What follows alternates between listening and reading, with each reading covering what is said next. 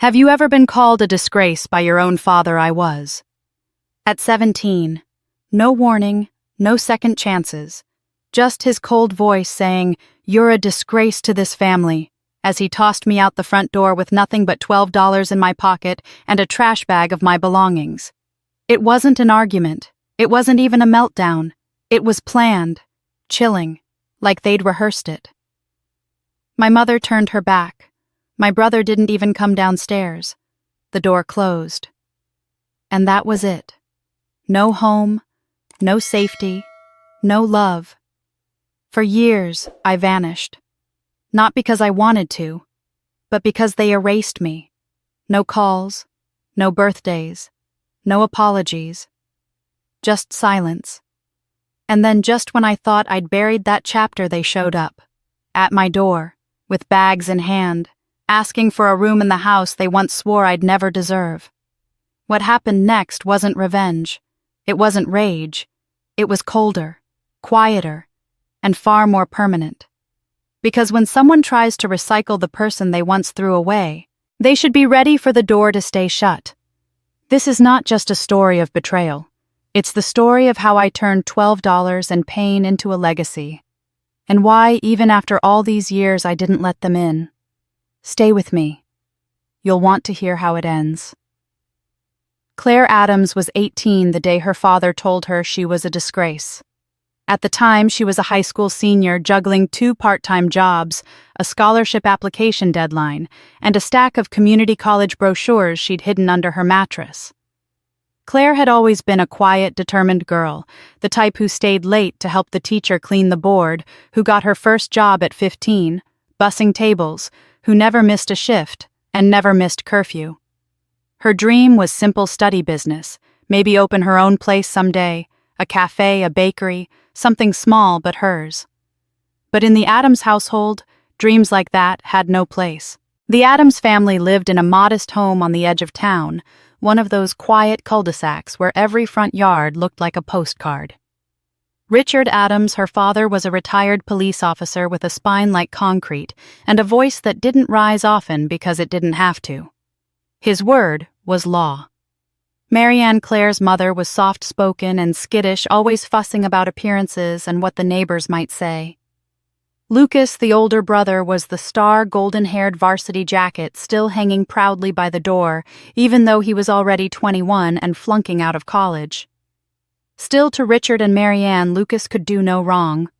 Claire's place in the family had always been peripheral. She wasn't mistreated outright, but she was treated like a leftover. She wore Lucas's old sweatshirts around the house because buying new ones for her was wasteful.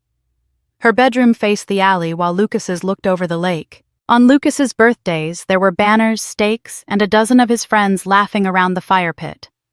On hers, Marianne once forgot entirely and handed her a leftover bagel with a candle in it. And yet Claire clung to hope. She remembered once, just once, when her mother smiled at a report card and said, "Well, I guess at least you're good for something." That small scrap of approval kept Claire believing that if she just tried harder someday, she might matter. That summer, right before senior year, everything unraveled. It was a humid Saturday night when Claire heard the garage door slam. She walked out and found Lucas sitting on the floor, his face pale and bleeding. His car was outside mangled. He'd driven home drunk from a party, clipped a parked car, and smashed the passenger door into a mailbox. Claire froze, already picturing how Richard would react. Lucas looked up at her with panic in his eyes and whispered, "Please, don't tell Dad. Please, Claire." It wasn't the first time Lucas had made a mess.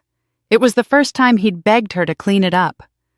Claire made the choice in a single heartbeat, the way only someone desperate for love can. She walked inside, waited an hour, and then told her parents that she had taken the car without asking, gotten nervous and panicked. Richard didn't scream. He didn't accuse. He just stared at her, disappointed, like she had spat on the family crest. "You've embarrassed this family enough," he said calmly. "Pack your things." Claire thought at first he was bluffing. Surely they'd talk about it. Surely her mother would step in. But Marianne just stood in the doorway, eyes darting between the floor and her husband. She didn't say a word. No hug. No question. No defense. Claire waited, but nothing came except the sound of a garbage bag being dragged across the tile. Inside was everything she owned, a handful of folded clothes, her journal, and the $50 shoes she'd bought herself for graduation. Her father handed her a $20 bill, then pulled it back and replaced it with a crumpled 10 and 2 ones. "Bus fare," he muttered. Claire stepped out into the rain. It was warm, thick summer rain, the kind that soaked you instantly and clung to your skin. Claire didn't have a plan. She walked to the bus shelter 2 blocks away and sat down, her garbage bag at her feet. For a long time, she just listened to the cars on the wet street, to her own breath catching in her throat, to the sound of everything falling apart. She read the note that came with the bag. "You're on your own now. Learn something from this." In that moment, Claire felt something shift. Not brake brakes were loud. This was quieter, heavier. Like something inside her had turned to stone. Looking back, she would remember that night as both the end and the beginning. She didn't cry. She didn't scream. She just sat there, soaking wet in silence. Because that's how it had always been for her, silent, forgotten, left to figure things out alone. But even stones crack. Even silence has an echo. And in that silence, a seed was planted, though no one, not even Claire, knew it yet. Claire didn't sleep that first night. She sat upright on the bench at the bus shelter, soaked to the skin and too alert to rest. Every time a car passed, she flinched. Every gust of wind sliced through her thin sweatshirt like it had something to prove. Her hands trembled not from fear, but from hunger and cold. At some point, the rain eased to a mist, and the streetlights hummed their tired glow into the fog. Claire watched them flicker and thought about nothing. Not her parents, not Lucas. Just the ache in her legs and the damp smell of her clothes. By morning, the city had moved on without her. People walked past with coffee cups and gym bags, barely noticing the girl sitting motionless on the bench with a garbage bag at her feet. Her stomach groaned and the hunger made her dizzy. She wandered into an alley behind a grocery store and found a half-eaten bagel in a paper sack on top of a dumpster. She didn't hesitate. It was stale and cold, but it was food. That afternoon, she went to a nearby convenience store where she used to stop after school and asked if they were hiring. The manager, a tired man named Pete, who mostly looked at his phone, handed her a night shift schedule on the spot. No interview, just need and timing.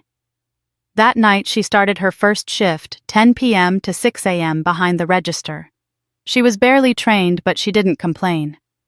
Pete showed her how to count the drawer, mop the floor, and keep an eye on the cameras. "Don't talk to anyone who looks twitchy," he warned. Claire nodded. She stood behind the counter counting minutes. The store was empty for hours except for a man who came in at 3 a.m. to buy cigarettes and scratch tickets. After her shift ended, Claire sat in the stockroom and leaned against the wall. She didn't have anywhere else to go. Pete hadn't said anything about sleeping there, but he hadn't told her not to either. She laid her head on a stack of paper towel packs and drifted into a restless half-sleep. She did this for 3 days. Her back ached. Her hands shook when she rang up customers. On the 4th night, after mopping the sticky tile floor and restocking gum near the register, Claire collapsed. She didn't remember falling, just the sensation of floating and then the sharp cold of the floor. When she opened her eyes, the world was spinning. Her cheeks were wet, though she didn't know if it was sweat or tears. Then she saw the face above her, soft, older, weathered, but kind. Her grandmother. June Reed had never been a loud woman. She was not the type to make dramatic entrances or demand attention. But when she walked into the back of that convenience store past a bewildered Pete and a mop still dripping on the floor, she knelt beside Claire and gathered her into her arms like she had been waiting her whole life to do it. Claire didn't say anything. She couldn't. Her throat was dry and tight. June didn't speak either. She just placed a hand on Claire's back and whispered, "I'm here. That's enough." Back at June's house, a small, tidy bungalow at the edge of town, Claire sat wrapped in a flannel blanket while June boiled water in an old kettle. The kitchen smelled like rosemary and lemons.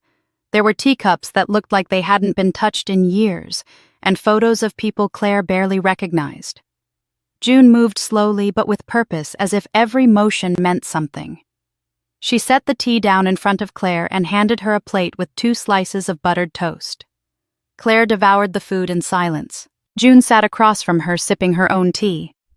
After a while, June asked, "Do you want to tell me?" Claire shook her head. June didn't press. She just nodded and said, "Okay." The next morning, June took Claire outside to the backyard. It was a modest garden, the kind you had to kneel for.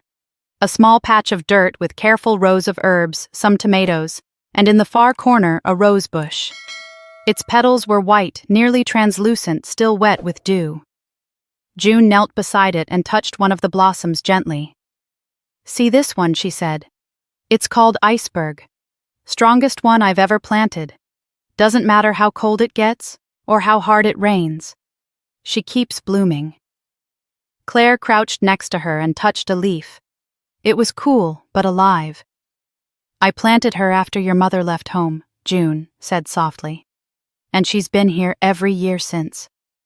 Claire didn't know what to say, but she felt something loosen in her chest. She wasn't ready to call it hope, but it wasn't despair anymore either. That week, Claire stayed in the spare bedroom, a small space with faded wallpaper and a single bed. She helped June with chores, sweeping the porch, folding laundry, watering plants. She didn't talk much, but she listened. June didn't ask for explanations, but she told stories, funny ones. Like the time she got kicked out of Bible study for correcting the pastor's math, or when she tricked a neighbor into mowing her lawn by pretending to be too frail, then beat him in a push-up contest 3 days later. Claire found herself laughing quietly at first, then louder. Her laughter startled her. At night, she'd lie awake and listen to the rain against the roof. She no longer flinched at the sound.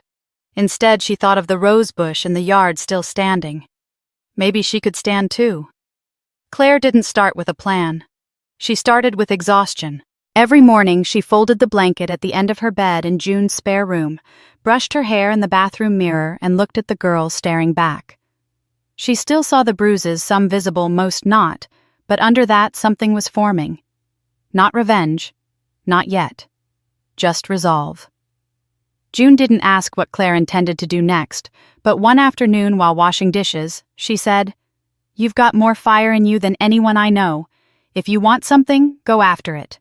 The rest of the world will catch up." The next day, Claire walked into the community college on Main Street and asked for an application. She sat through orientation with a dozen others, most older, most just as unsure, and filled out the paperwork in silence.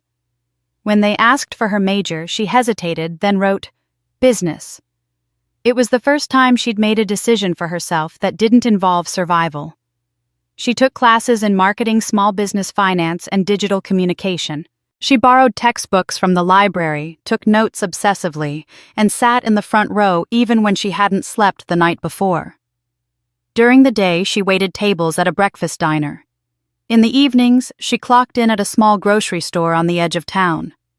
Between both jobs, she barely had time to breathe, but she carried her notebooks everywhere. She studied in break rooms, on buses, and behind the counter when the manager wasn't watching. One evening during her shift at the grocery store, the owner, Mrs. Keating, a sharp-eyed woman in her 60s, complained that business was down. Claire listened politely but said nothing.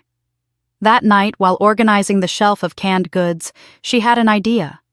The next morning, she created a free Instagram page for the store, took photos of their fresh produce, and added a caption about locally grown, family-owned. She added a hashtag for their neighborhood and tagged a local foodie blog. By the end of the week, foot traffic had doubled. Mrs. Keating didn't say thank you, but she asked Claire to keep doing what you're doing. That was enough. Something clicked. Marketing wasn't just about selling. It was about connection. Claire began experimenting, making simple websites for friends of June's, offering to set up social media for a bakery in town in exchange for feedback and coffee. She started seeing patterns, what people clicked, what they ignored, what they shared. She taught herself basic graphic design using free tools on June's old laptop. She even watched video tutorials late at night until her eyes burned. At the diner, she met Mia, a loud, sarcastic waitress with a blonde pixie cut and an endless stash of chewing gum. Mia was the first person to make Claire laugh in weeks. She teased her about always studying on her breaks and started calling her the professor. One afternoon, after Claire explained how a simple color palette could influence buying habits, Mia blinked and said, "You're scary smart. Why are you even working here?" Claire smiled, just a little. "Because I need to be," she said. One night after a long shift and another batch of online tutorials, Claire sat on the back porch with June. The evening air was cool, the kind of quiet that made you feel like the world had paused. June passed her a cup of tea and pointed to the rose bush in the garden blooming again. "You know, June said people think roots only grow in good soil. But that's not true. Sometimes when they get knocked into the mud, they grow even deeper." Claire looked at the white petals swaying in the breeze. June smiled, slow and knowing. "If they knock you down, you plant roots where you fall." Claire didn't respond, but the words stayed with her. Later that night, she opened a blank Word document and typed Claire Reed, digital marketing consultant. She didn't have clients. She didn't even have a full portfolio. But she had ideas. She had grit. And for the first time, she had direction. She wasn't thinking about her father or Lucas. She wasn't chasing their approval anymore. Instead, she was chasing her own momentum. That was new. That was hers. The first time Claire saw her own name in a digital business listing, she felt something close to pride. Not quite joy. Not yet. But something real. Her website, though simple, looked clean. Reed Digital Solutions. It read with a short line underneath.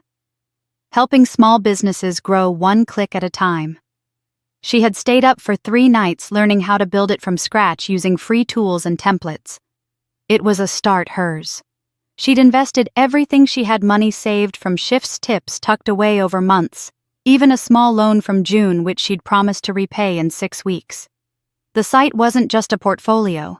It was a declaration. She was ready. Claire printed flyers at the library and distributed them to local stores, tucked them under windshield wipers in the shopping plaza, and even posted one on the corkboard at the laundromat. She emailed 5 small businesses she'd worked with informally and asked them to leave reviews. Her fingers trembled as she sent the links. She was hopeful. She was nervous. She was exposed. 3 days later, everything disappeared. It started with a blank screen. She refreshed the page once, twice, 5 times. Then an error message appeared. Site not found. She tried logging into her account. Password denied. Backup denied. Her inbox began to flood with strange notifications. Someone had logged in from another country. Her credentials had been changed. Her backup email erased. In place of her home page was a blank white screen with the words, "You're not ready for this world." Claire stared at the monitor, heart pounding in her ears. All her effort gone in seconds. She tried to breathe, but her chest tightened like a fist. It wasn't just about the site. It was what it meant. Her name. Her credibility. Her chance. She shut the laptop, sat in silence. Then she cried. Not the quiet, controlled tears she'd trained herself to release when no one was watching. This was different. This was rage grief, fear and shame crashing through her in waves. For hours, she stayed curled on the couch, her body heavy, mind blank. The world outside kept moving. Cars passed, the wind rustled through trees. But inside Claire, everything had stopped. That night, June came home to find her in the same position. Claire didn't speak. She didn't need to. June sat beside her and pulled out an old envelope from the drawer. It was yellowed at the corners, the flap still sealed, but crumpled like someone had once held it too tightly. June didn't explain. She handed it to Claire, then poured her tea. Inside was the letter Claire had written to her mother months earlier. A single page. Apology. Hope. A soft request to come back home. The reply was scribbled in blue ink across the back, just one sentence. This door stays closed. Claire didn't cry again. Not that night. She folded the letter in half and slid it back into the envelope. Her heart, once bruised, now beat slower, steadier. That letter didn't hurt her anymore. It clarified her. There would be no turning back, no asking, no begging. She would not knock on a door that had been shut with pride. The next morning, Claire walked to the public library. The same place she'd once borrowed textbooks was now her office. She signed up for every free online course she could find: digital security, WordPress restoration, personal branding, client management. She watched lectures through headphones that barely worked, took notes on scratch paper, and stayed until the lights flickered to signal closing. Each time she struggled with a tech term or tutorial, she reminded herself she was still standing. At home, June quietly replaced her tea with coffee, knowing Claire would be up past midnight again. She didn't ask for updates. She just placed a hand on Claire's shoulder as she passed. That was her way of saying, "I see you." One evening, while rewatching a course on digital marketing strategy, Claire heard June moving in the garden. She looked out the window and saw her kneeling by the rose bush, trimming gently as if speaking to it. Claire joined her. They worked side by side for a while without a word. Then June said softly, "If they knock you down, you plant roots where you fall." Claire nodded. She looked at the white roses blooming defiantly after a late frost. She thought about her website, her work, her worth. It wasn't gone. It had been tested. A week later, Claire approached the owner of the laundromat, Mr. Patel, a tired man in his 60s with deep smile lines and a distrust of the internet. She offered to revamp his business listing, create a basic page, and promote his service hours online for free. "Let me prove it," she said. "No charge, just your trust." He agreed, mostly because his daughter had told him he needed more customers and less skepticism. 2 weeks later, the laundromat's online visibility had doubled. Claire printed simple before and after stats and showed them to him. He grunted, surprised, then asked how much she charged for full service. Claire's first real client paid her $150. It wasn't much, but it was honest. It was hers. She walked home with the cash in her coat pocket, the wind brushing past her like applause. No fanfare, no headlines, just a quiet victory. And deep inside, something finally bloomed. Not because she'd made it, but because she hadn't quit. After her small victory with Mr. Patel's laundromat, Claire felt something she hadn't known in years: momentum. It wasn't about the money.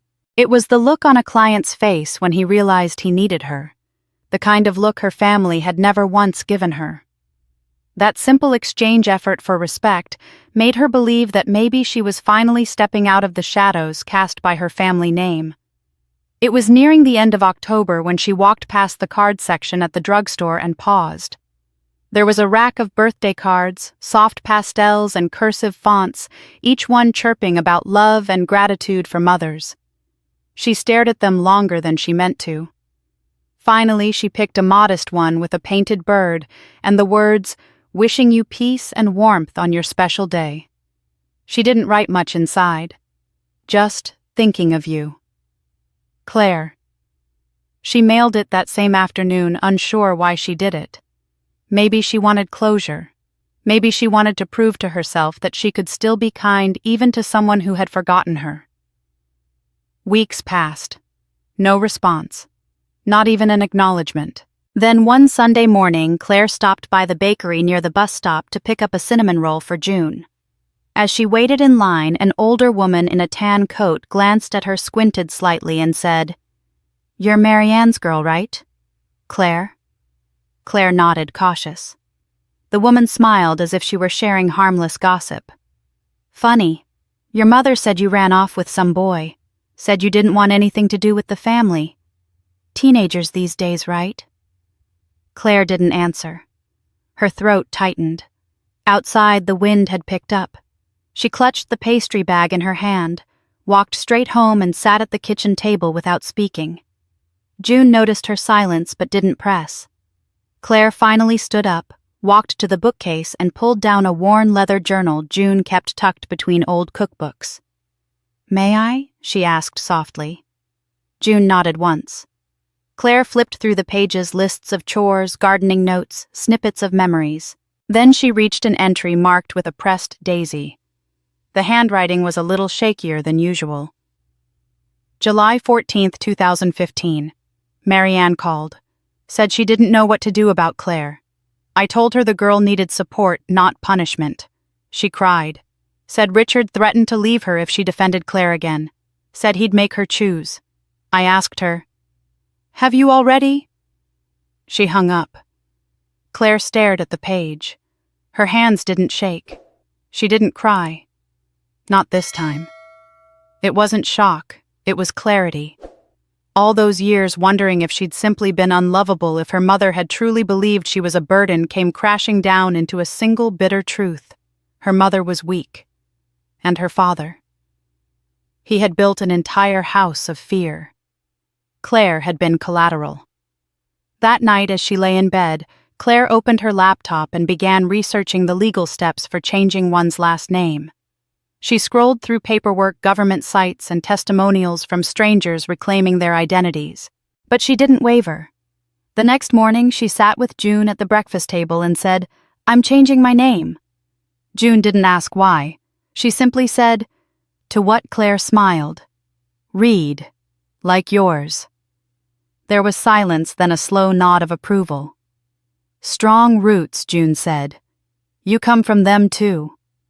Claire submitted the forms within the week. When the official letter came in the mail, she held the envelope in her hand for a long time before opening it. Claire Adams was gone. Claire Reed had taken her place not just in name, but in purpose. She didn't celebrate with champagne or a social media post. She planted a small sign near the white rose bush instead. It read, "Reed Garden." No one would understand the meaning unless they asked. And Claire didn't need them to. At the library, she updated her website. Reed Digital Solutions became Reed & Co. She added a mission statement built from nothing, growing something real, and beneath it a small line no one else would notice except her, "For Jay." From that day forward, whenever she introduced herself, she did so with quiet confidence.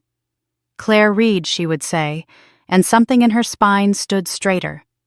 There were no letters from Marianne, no birthday wishes, no apologies. Claire stopped expecting them. Her mother had chosen silence. Her father had chosen pride. But Claire, she chose to be her own beginning. And she wasn't just a forgotten daughter anymore. She was a name with roots. A name that meant something because she made it mean something. Claire Reed had stopped expecting recognition. Her victories had always been quiet ones, measured in invoices paid on time and graphs showing local businesses bouncing back, and in the thankful smiles of store owners who no longer feared closing their doors. It had been nearly 3 years since she walked away from the Adams name, and she hadn't looked back. Not really. The past was still there, sure tucked into pages of a journal and echoes in her dreams, but it no longer dictated her present. Her days were full now. Between managing campaigns for a handful of small businesses and mentoring 2 interns from the local college, she barely had time to think about who had once called her a disgrace. She lived in a modest but bright 2-bedroom home paid for entirely with her own money, and she spent her weekends tending the garden with June, sipping tea on the porch, or organizing free digital literacy workshops at the library. It was by most standards an ordinary life, but to Claire, it was extraordinary. Because it was hers. Then came the billboard. She hadn't known about it until a friend texted her a photo one morning. A smiling portrait of Claire, arms crossed in a blazer, stood above Route 9 with the caption, "Claire Reed, helping Main Street thrive again." It was part of a local Chamber of Commerce campaign celebrating small business advocates who made an impact during the pandemic. Claire was stunned. She hadn't even known she'd been nominated. She drove by the billboard that afternoon, slowing just enough to really see it with her own eyes. For a long time, she sat in the parking lot across the street and stared. Her name, Reed, looked permanent now. Not borrowed, not forced, chosen. She thought about June's words. "You come from strong roots." And for the first time, she believed it in her bones. That night, she didn't post about it online. She didn't make an announcement. She simply framed the photo her friend had sent and placed it on the shelf beside a small hand-carved sign, Reed & Co. 2 days later, the messages started. The first was from a number she hadn't seen in years. "Is that you on Route 9? Her mother's voice message said, half in disbelief, half in awe. "You look grown. I didn't know you were doing so well." Claire stared at her phone unmoved. She didn't respond. The next came from an unknown number. "So proud of you, Claire. You've come so far." It was signed Uncle Rob, a man who hadn't spoken to her since she was 17. Then Lucas texted. No greeting, just a thumbs-up emoji and a screenshot of the billboard. And finally, her father, Richard Adams, called. Twice. She let it ring out both times. Then came the voicemail. "Your mother says you've made something of yourself. That's good. We should talk." Claire didn't delete the messages. She didn't answer them either. She simply let them sit there, cluttering the inbox like ghosts knocking gently on the walls of a house they no longer belonged to. At dinner, June glanced up from her bowl of soup. "So, they've seen it." Claire nodded. "They're acting like I just came back from the dead." June set down her spoon. "They didn't bury you. You walked away." Claire smiled faintly. "Now they want to send flowers." She reread her mother's message that night, looking for something remorse, affection, anything sincere. But it wasn't there. Just a sense of confusion, of surprise that she had dared to become something without them. She wasn't angry. Not anymore. What she felt now was closer to pity, because they still didn't understand. They still believed success meant she should come back, that she'd offer them a piece of it just because they noticed her again. Claire opened her journal and wrote a single line, "Visibility is not an invitation." She began locking her gate at night. Not out of fear, but preparation. Because she knew the next step wouldn't be texts or voicemails. It would be real footsteps, real hands on her doorknob, real faces pretending history hadn't happened. And when that knock came, she would be ready. But not yet. Not tonight. Tonight she watered the white rose bush in the garden, the same one June had pointed to all those years ago when she first took Claire in. The petals were beginning to open again, stubborn and elegant after another long winter. Claire leaned down and whispered, "You bloom without permission, just like me." Then she went back inside. Let the wind blow, let the past watch. But she would not open the door, not yet. It had been 3 weeks since Claire's face appeared on the billboard off Route 9, and the silence from her past had grown louder than ever. Her inbox, once filled with quiet client inquiries and local partnerships, now throbbed with "Congratulations" from last-name familiar strangers, messages laced with warm emojis and exclamations too sweet to taste real. Still, she said nothing. Not to them. Not even when she recognized the soft, hesitant tone in her mother's voice over a voicemail that ended with "Call me sweetie, please." Claire let the silence do the talking. Then came the knock. It was early evening, the sky folding into its rust-colored dusk. Claire had just returned from a community business forum, a stack of flyers in hand, and a lightness in her step. She didn't expect visitors, she never did.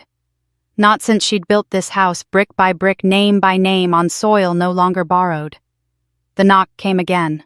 Slow, soft, too deliberate to be a neighbor, too hesitant to be a delivery. She opened the door. There stood Marianne, her mother holding a Tupperware container in both hands like it was an offering. Claire's eyes dropped to the contents. Banana bread. Of course, still warm. Probably the same recipe she used when Claire was 8 and had pneumonia, back when small gestures still meant something. "Hi, honey," Marianne said, gently smiling like this was a Sunday drop-in and not an intrusion built on years of absence.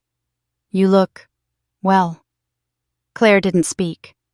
Marianne glanced past her into the warm, lived-in space behind the doorway, the polished hardwood, the lavender on the sill. Her gaze lingered, wistful, calculating. "I thought maybe we could talk. I didn't come for trouble." She lifted the banana bread like it might soften the air. Just wanted to see you. Claire crossed her arms and stepped just slightly into the doorway, blocking her mother's view. Is Lucas all right? She asked, voice even. Marianne's smile faltered. That's actually part of why I came. He and Alyssa lost their apartment. Things got tight. He's been out of work, and with the baby coming, well, we're looking for a place to stay. Just for a little while. Claire blinked slowly. Her heart didn't race. Her blood didn't boil. She felt nothing but a calm detachment, the same kind she felt watching dead leaves drift across her porch. I remember the last time I saw you, Claire said quietly. You stood behind Dad and didn't say a word. Marianne's grip on the container tightened. It was complicated, Claire. We were under pressure. Your father, he didn't always listen. You wanted it to be easy, Claire cut in. And siding with Lucas made it easy. Marianne's face twisted just slightly. He was scared, Claire. He made mistakes, but he's still your brother. Claire stared at her eyes hard. You say that like I'm supposed to forget everything he did. Everything you let happen. We thought you'd come back, Marianne murmured, looking away. Once things calmed down, but then you disappeared. I didn't disappear. I survived. Silence hung between them like fog. The scent of banana and something older regret maybe drifted into the doorway. Claire glanced down at the bread, then back to her mother's eyes. Did you ever think of me? She asked, voice low and pointed, or just the spare room? Marianne opened her mouth, but whatever excuse she'd been forming died on her lips. The tiredness in her eyes gave way to something more raw shame, perhaps, or something close enough. Just for a few months, Marianne tried again. We'd stay out of the way. I'd cook clean help around the house. Lucas just needs a little help. For the baby. Claire took a breath. Stepped forward. The air between them was sharp and cold now. This house has no room, she said, voice steady for people who left me in the rain. Marianne froze. Claire looked her square in the eye, the image of that night still alive in her mind. Her body soaked, her belongings stuffed in a black trash bag, her father's voice echoing, "You're a disgrace." Marianne lowered her gaze. The banana bread trembled slightly in her hands. I didn't know what to do back then, she whispered. But I'm here now. No, Claire said. You're not. And with that she closed the door. No slam, no scream, just the finality of wood meeting frame. On the other side, Marianne stood motionless. The silence between mother and daughter stretched once more this time, not from abandonment, but from choice. Inside, Claire placed her keys on the counter and walked to the window. Through the curtain, she watched her mother retreat down the porch, the banana bread still cradled in her arms like a relic no one asked for. Claire didn't cry. She didn't shake. She reached for the kettle and filled it with water, thinking not of Lucas or Marianne, but of the tea her grandmother used to make after long days. She remembered the scent of it and the soft voice that once said, "If they knock you down, you plant roots where you fall." And she had, right here, on soil they never thought she could own. Claire didn't sleep much the night after Marianne's visit. The image of her mother standing on the porch clutching a Tupperware container of banana bread like it was some kind of peace offering replayed in her head on a cruel loop. The gall it took to show up after all those years of silence. The way she said just until they get back on their feet like it was a reasonable ask. Claire had expected guilt, maybe even denial, but not the calm assumption that the door would still be open for them. For Lucas. For the son they chose over her. That morning she brewed herself a cup of coffee, stared at the steam rising from the mug, and felt something shift inside her. It wasn't anger. She had burned through all of that years ago. It was clarity. She realized with a kind of cold precision that there were still too many people out there who believed their version of the story. The family narrative. The tale where Claire was the problem. Rebellious, unstable, ran away, got into trouble, left them broken-hearted. and she had let them believe it because she thought silence was strength. But silence had allowed a lie to become truth. So she sat down at her computer. She didn't rage, she didn't dramatize. She simply told the truth. In one long, carefully written email, she laid it all out. The night she was thrown out at 17 with nothing but $12 and a trash bag. The real reason Lucas crashed the car and how she took the blame to protect him. How they had used her loyalty against her and then discarded her like she meant nothing. How she slept in a bus shelter. How no one ever called to see if she was alive. She didn't stop there. She attached a screenshot of the text Lucas had sent to a friend the week after she was kicked out. She had saved it for years, not out of spite, but because it was the only evidence she had of what really happened.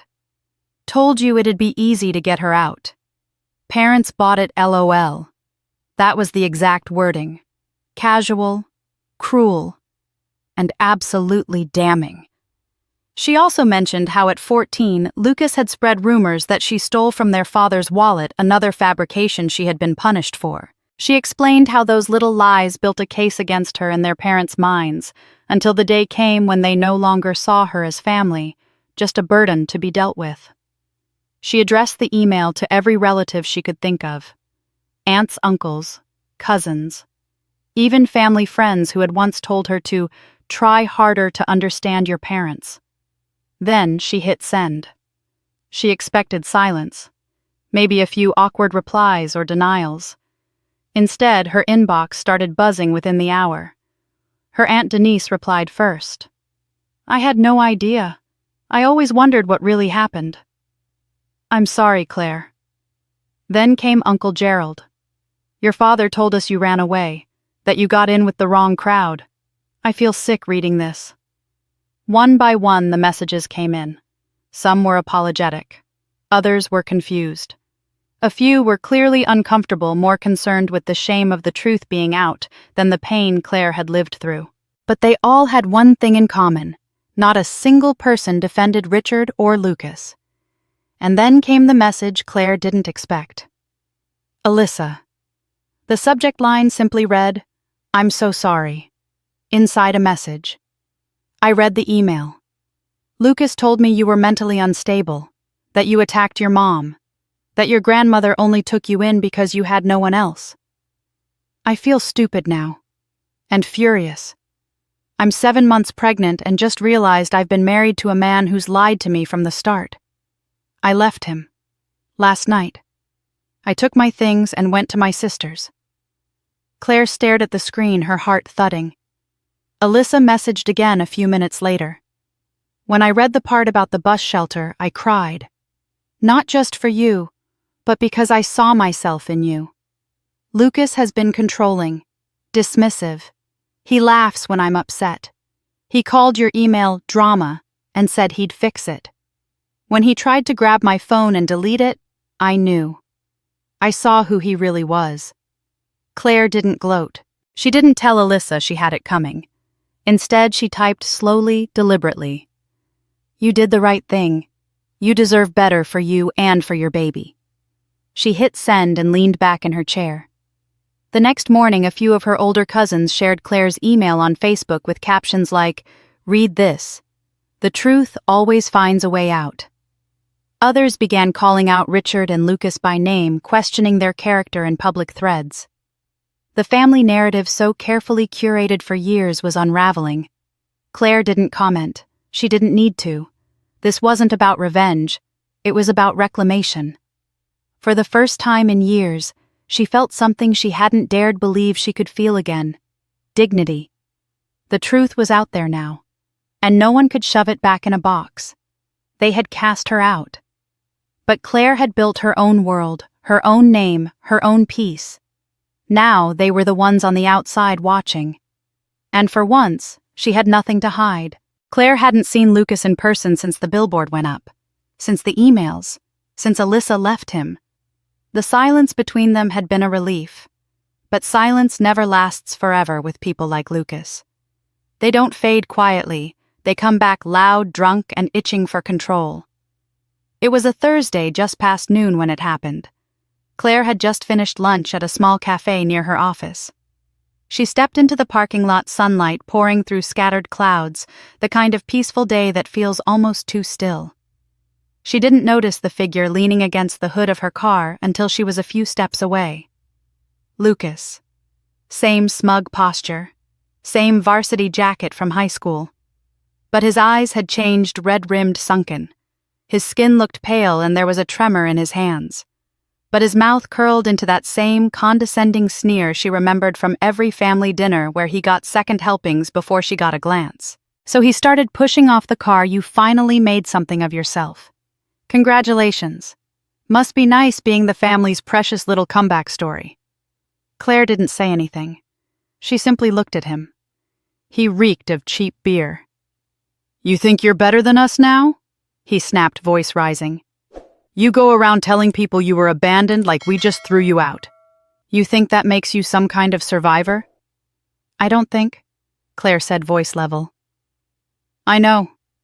Lucas laughed, a bitter, brittle sound. You always played the victim. That's your thing. That's how you got sympathy. You lied. You made me out to be the villain. You are the villain, she replied without flinching. His smile faded.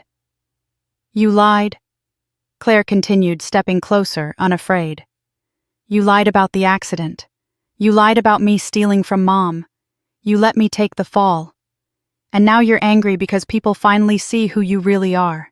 You survived, didn't you? He snapped, voice cracking. You've got your house, your billboard, your little sob story. So quit crying.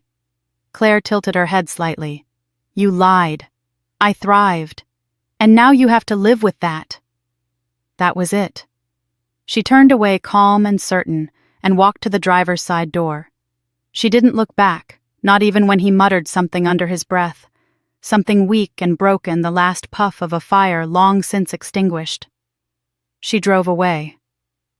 Later that evening, as the sun dipped low behind the hills, Alyssa messaged her. Can we meet at Red? Please. I owe you the truth. They sat at a small park bench near the river. Alyssa looked tired but clearer than Claire had ever seen her. Her belly had begun to show 7 months along, Claire remembered. I didn't know, Alyssa said softly. Not at first. Lucas told me you were unstable, violent, that you'd attacked your mom, that you were kicked out for being dangerous. Claire said nothing. But then I saw things. Inconsistencies. He'd slip up. When he was drunk, he'd laugh about you being easy to manipulate. One night I found a message on his phone, one he sent years ago, said you were finally out of the picture. Claire's lips tightened. I confronted him, Alyssa said. He got furious, said I was just hormonal, threw things. Then when I read your email out loud, he tried to grab my phone. That's when I knew. She paused, then added with a strange calm, the baby isn't his. Claire blinked. I was already planning to leave. Alyssa continued. Lucas was controlling. But when I found out I was pregnant, I hesitated. He started playing the part of the perfect father-to-be. It scared me how quickly he could switch. But I couldn't let him raise a child. So I lied. I told him it was his to keep the peace long enough to get out. But I'm out now. Claire studied her. She didn't see the girl from years ago, the pretty passive fixture of family holidays. She saw a woman who had finally broken free from the same cycle Claire had fought her whole life. I don't want your pity, Alyssa said. But I wanted to thank you. That email. It was like a mirror. I saw everything clearly. Claire nodded slowly. You did the right thing. And you still can. They sat in silence for a moment. Then Claire offered something she hadn't planned.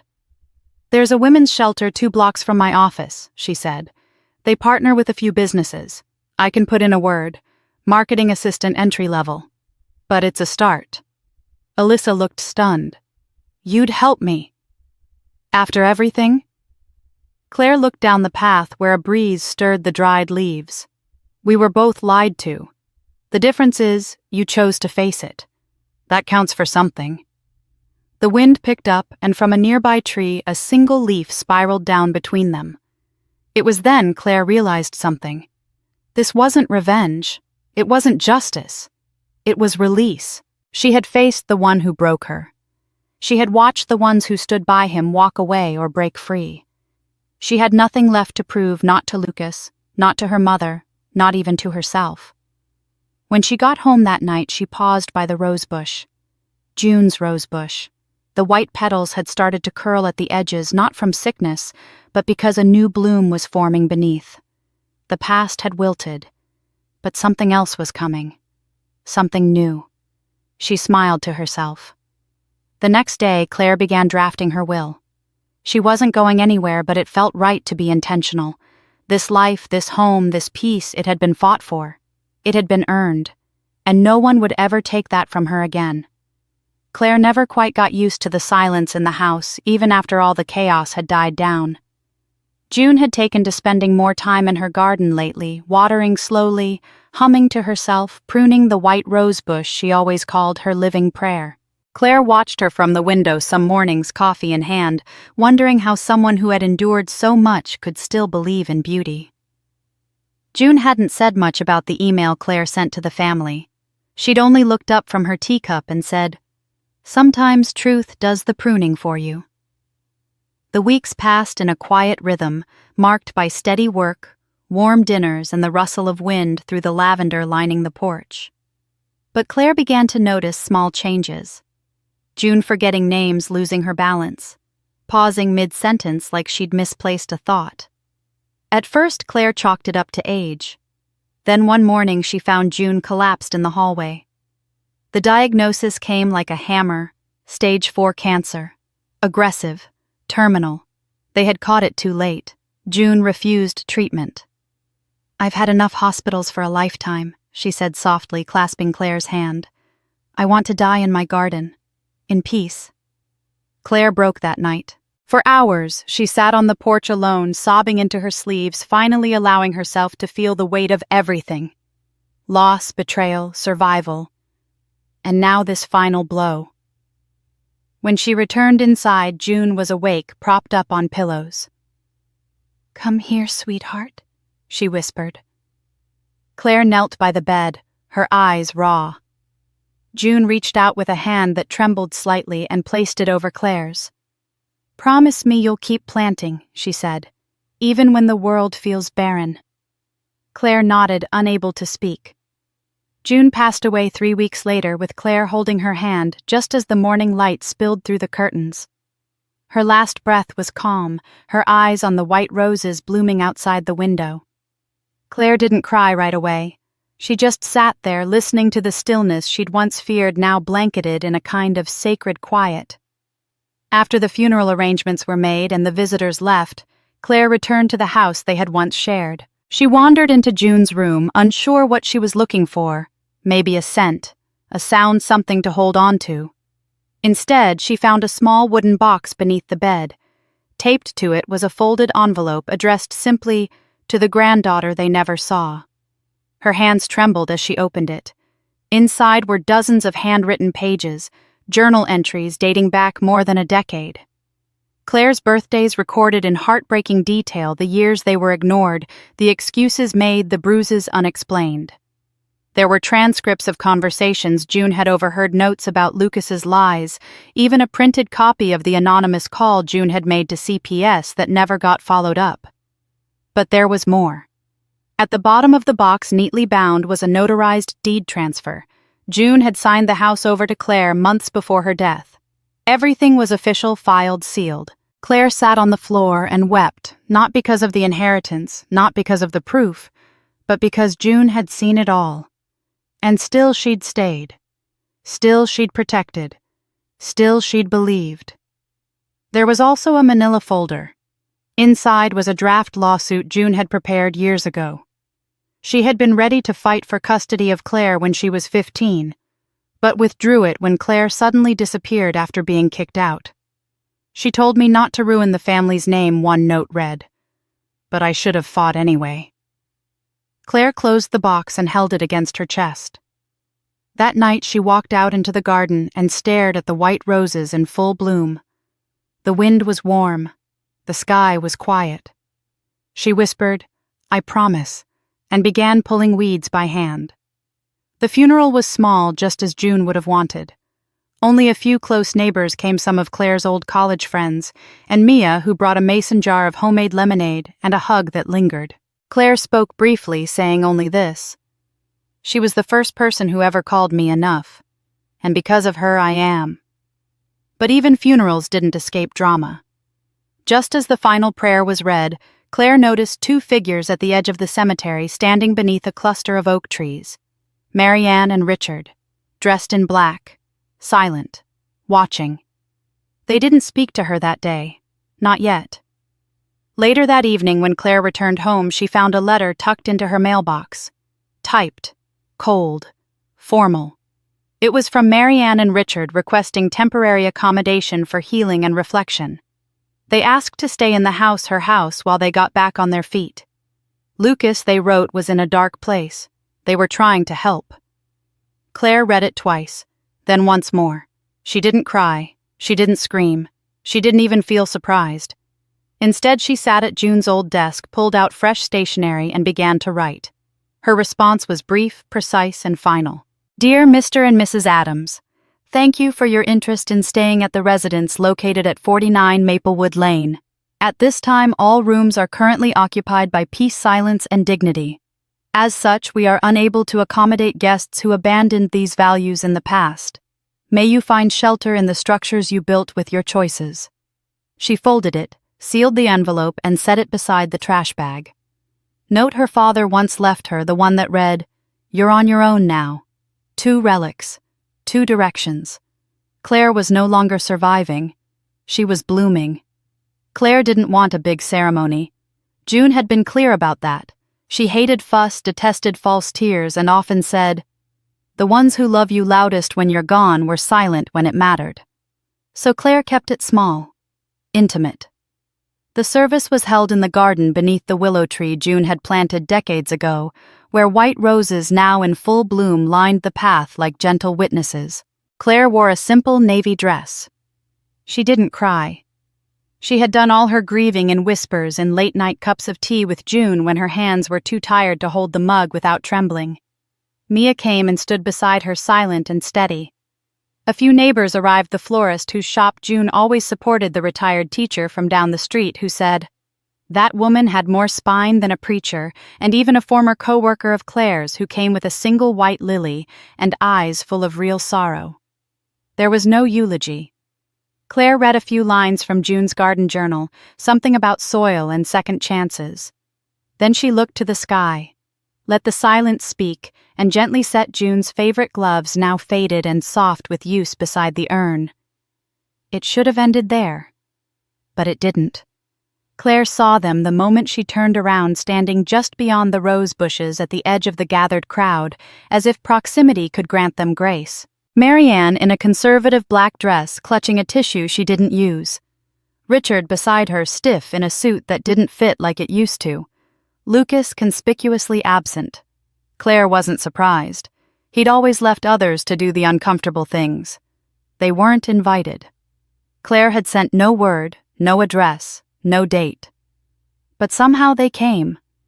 Perhaps one of the cousins had whispered. Or maybe guilt has a way of sniffing out final chances. After the guests began to disperse, offering nods and handshakes and quiet condolences, Marianne approached, her heels clicking softly on the stone pathway. She stopped just short of the rose bushes, as if crossing them would violate some unspoken boundary.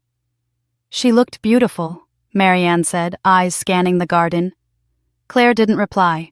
"She always loved this place," her mother continued. "The herbs, the flowers. It's all so peaceful." Claire turned to her, expression unreadable. "She built peace here," she said. "No one gave it to her." Marianne swallowed. Her hands fidgeted with the tissue, twisting it in small, anxious knots. "I didn't know she had left all this to you," she finally said, voice tight. "The house, the land." "Is it true?" Claire's eyes didn't waver. "Yes," she said. "Every piece of it." A pause hung between them. Marianne blinked once, twice, as if expecting more. An explanation, a softening, an invitation to rewrite the past. but Claire offered none. Her silence wasn't empty. It was a door firmly closed. Marianne looked away, first her eyes falling on the rose bushes. "She didn't tell us," she whispered. "Not about the cancer. Not about any of it." "She didn't owe you that," Claire said. Marianne opened her mouth to reply, but the words never came. Whatever justifications she'd prepared withered beneath Claire's gaze. Richard stayed back the entire time. He didn't speak. He didn't move. He stood like a monument to old pride, now cracked and hollow. When Claire finally met his eyes, there was nothing left in them but the faint echo of a man who had once believed he was always right. They left shortly after. Not with drama, not with tears. Just a quiet retreat into the distance, fitting, Claire thought, for people who had mastered the art of disappearing when it mattered. Later that evening, Claire walked alone through the garden. The willow tree rustled gently in the wind, and the scent of lavender and rosemary clung to the air like a final embrace. She paused by the white rose bush, June's favorite, and crouched down to brush a stray leaf from its base. Mia found her there some time later, sitting on the wooden bench beneath the arbor, June's gloves resting in her lap. "You okay?" she asked softly. Claire nodded. "For the first time, I think I am." And as the sun dipped behind the hills and the garden glowed in golden light, Claire knew the final chapter wasn't about loss or anger. It was about standing tall where others once tried to bury her. The funeral had not just buried June. It had buried the last shred of power her past held over her. Tomorrow she'd start something new. But tonight she sat with the silence, and it didn't hurt anymore. The house was quiet the day after the funeral. Not silent in the heavy, grief-laden way most homes are after death, but quiet in the way that comes when something has been released. Claire walked barefoot across the wooden floor, her fingers brushing the walls that June had once painted herself. Each corner of the home now belonged to memory, but not pain. It felt like standing in the center of something finished and sacred. That afternoon the letter came. It was typed, cold, polite. Dear Ms. Claire Reed, we are writing on behalf of Richard and Marianne Adams. Given recent events and unforeseen housing difficulties, they are requesting temporary accommodation at the property previously belonging to June Reed. This request is made in the spirit of healing and family restoration.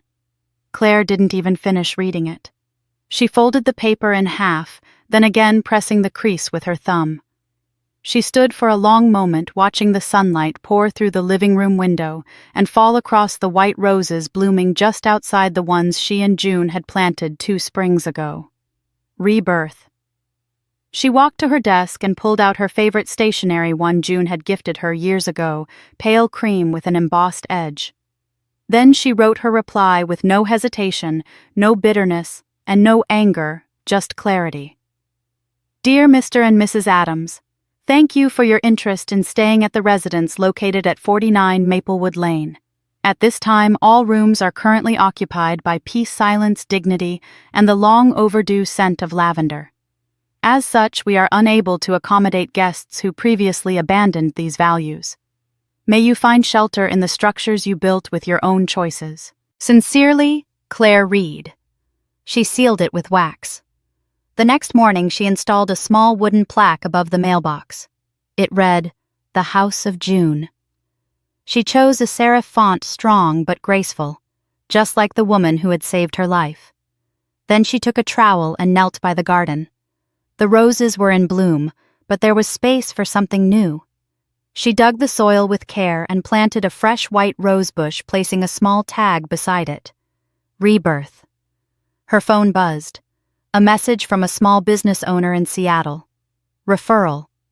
Someone had seen her work and wanted help rebuilding after a rough year. Claire smiled. She would take it on her own time, on her terms. Later that week, she sat at her desk and opened a blank document on her laptop. The title blinked at her, The Seed. A memoir. Maybe. A letter to others like her. Absolutely. Her story was never about revenge. It was about truth, about roots that grow even in the shallowest soil, about not being anyone's afterthought. She thought about her father's words all those years ago. You're just the spare. No name, no weight, just something to be cast aside when convenient. And yet here she was, rooted, blooming, unshakable. She whispered more to herself than anyone else. I was never the spare. I was the seed. And for the first time in a very long time, Claire Reed felt peace. If you stayed with Claire's story until now, you probably felt it, that sting of injustice, the deep ache of being unseen, and the quiet triumph of standing back up. This wasn't just a story about revenge.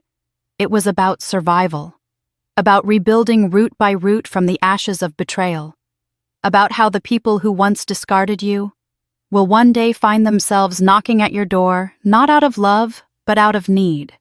But strength isn't about opening that door. It's about knowing when to leave it closed. If this story stirred something in you, if you've ever been the spare, the scapegoat, the one left in the rain, then this channel is for you. Because these stories, they aren't just fiction, they're echoes.